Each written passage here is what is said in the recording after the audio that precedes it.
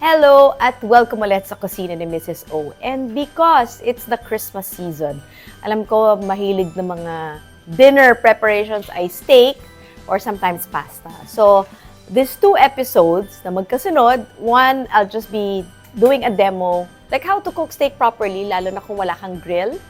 And then second is just a pasta that goes with it. So, syempre, steak is karne, so ayaw mo naman ng spaghetti meat sauce, no? So, I will just make it as a plain tomato sauce. So for this episode, I will just be showing you how to do just a plain tomato sauce. But important is you buy this one, diced tomatoes or crushed tomatoes in can. The trick here is because tatandaan nyo, nasa can siya for a very long time. So lahat ng asim nandoon and gusto natin i-release yung asim. So there's no shortcuts to this. Sad to say, pressure cooker won't work. So, ibig sabihin, isi-simmer natin siya. So, when you say simmer, very low fire, until mawala lahat ng asim ng ating tomatoes and lumabas yung natural sweetness by not adding sugar. So, that's what we're gonna do and what we're gonna accomplish. So, let's go! So, here, it's just onions, garlic, and then Italian seasoning. Okay? So, this one, you'd want to simmer it probably like for a long time, siguro 2 hours actually, because you want it to reduce. Ibig sabihin, very thick na siya na tomato sauce. That's the kind of texture we want. So, there's really nothing much na secret ingredient here, but the technique talaga is yung low fire na mahinang-mahina. Ilang siya. And you will notice na mag-change yung taste. No? So, yun yung i-demo natin. Of course, yung episode hindi to 2 hours. Ika-cut-cut naman namin to. No? Para kawawa naman kayo 2 hours na kayo naghihintay dyan. And then yung iba, kung meron kayong spicy tuyo, feel free to add it there if you wish. So, olive oil. Okay. So, this one, gusto ko mag-garlic. So, the garlic actually adds flavor. Onions enhances the flavor. And then, because we're using dried seasoning, kaya kailangan i-add nyo early on to the cooking process. If it's fresh herbs, yun yung last minute mo i-add. So, remember nyo na, konting trick. If it's fresh herbs, you add it in the end. Gonna add some pepper. I'm not even going to be adding any salt. I will add it in the end pag talagang na-reduce na, no? If that's what we want. So this one, we're just waiting probably 2 more minutes until maging translucent yung ating onions. So there you go. See, matubig-tubig siya, di ba? So, kunyari, right now, isa-serve mo yan, parang it tastes like can and very maasim. That's why the trick here is to reduce this. When you say reduce, it will be very, very thick. That's why we will need low fire. Na-add ko lang to. Ito yung linuto ko the other day. So this one, I'm going to put it in the other fire and just let it simmer. Now, when you say simmer, low fire, because while we're doing that, I will demo our steak. Because we're serving it all together. And then we have here boiling. So, yeah. Questions, do we leave this covered or uncovered? You leave it uncovered. Kasi if you leave it covered, magsi-steam sa init, tapos magko-condense sa taas, bababa na naman yung tubig. So, hindi talaga siya mare-reduce. That's why you leave it uncovered. Constantly stir it. Mga things to watch out for. For those na medyo manipis yung pan, titingnan nyo sa ilalim, no? Titingnan nyo to. Kung manipis or makapal. Ito, di ba? Malalaman mo naman if it's makapal when you knock on it, di ba? So, if it's medyo thick, hindi siya masyadong bantayin. No? Kailangan mo i-stir all the time. Pero if it's manipis, you have to continuously stir it kasi baka masunog yung ilalim. Okay? So, babalikan natin yan after an hour. So, ito, lulutuin na natin ang ating angel hair. Pwede ka rin naman spaghetti.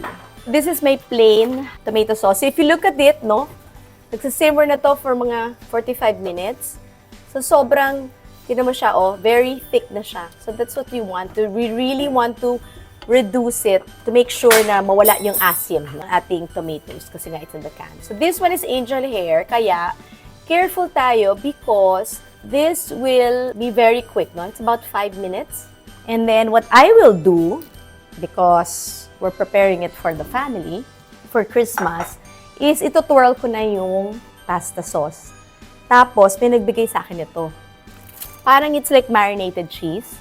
Pero kung wala kayo nito, maganda lagyan nyo cream cheese. Or quick melt na slice, lalagay nyo dyan. Ito, kaartehan lang to ha. Para naman iba yung spread natin sa Pasko. Pagkuha nila at lalagay nila yung tomato sauce, parang ang arte-arte. Parang ma-feel naman nila na we really prepared for them for dinner na hindi tayo, kung ano lang, we threw whatever was on the table. So, I will put that here because we want it to be kikay as possible. So, at this point, the tomato sauce, I can start adding the salt. I know kaugalian is they actually add sugar, but I'm not going to do that. Kasi sinayang mo naman yung gasol na ginastos mo para patanggalin yung asim, di ba?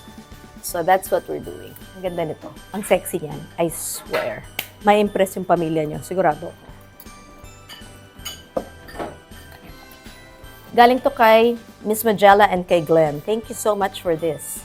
Para you know what I will do with your gift. Diba?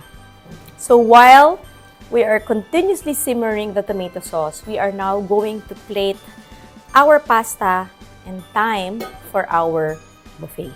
So here, kailangan magmadali kayo kasi magdidikit siya. I didn't put any olive oil. So what am I doing? I'm twirling it para it's enough for one serving. Para naman effort na effort sa ating pamilya. Yan. So, I like doing this para it's not messy. That's why, sinadya ko, di ba normally ang turo sa atin when we cook our pasta, linalagyan mo ng oil para hindi magdikit-dikit.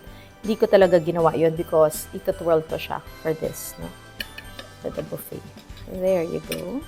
Parang naka-portion na. And you know, I think it's nice. If you have kids, you can do this with them. Para at least they are part of the Christmas preparation. Di ba? I think it's something good to bond with mothers. Teach them Christmas traditions. Yan.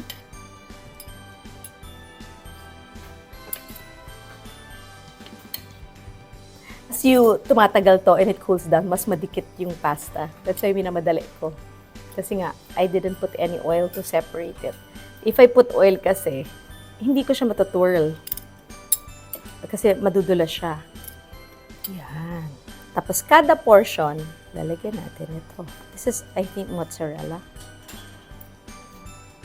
Diba? So, it will work well also with quick melt cheese. I think it will be very good. Okay lang yan i-add yung oil. Kasi it will also indicate, because when you put the cheese, it will indicate also the portion that they will get. There you go.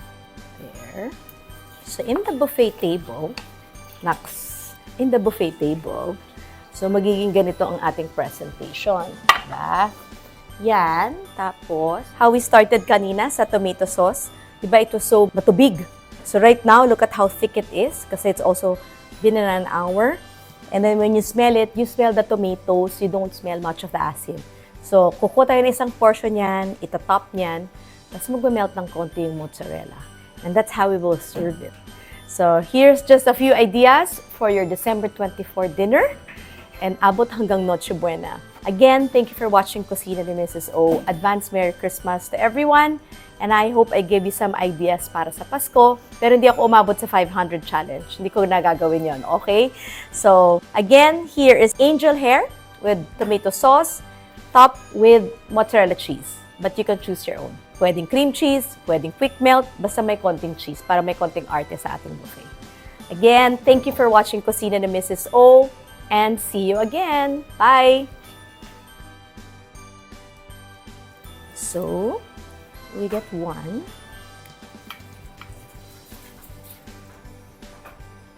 Yan. Hindi mo na kailangan ng Parmesan cheese. Wala!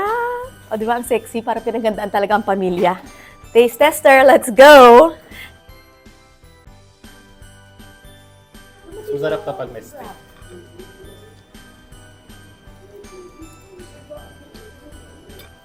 Parang pizza.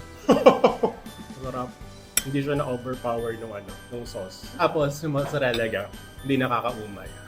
Shoutout kay Miss Magella, sarap ng sarap ng mozzarella.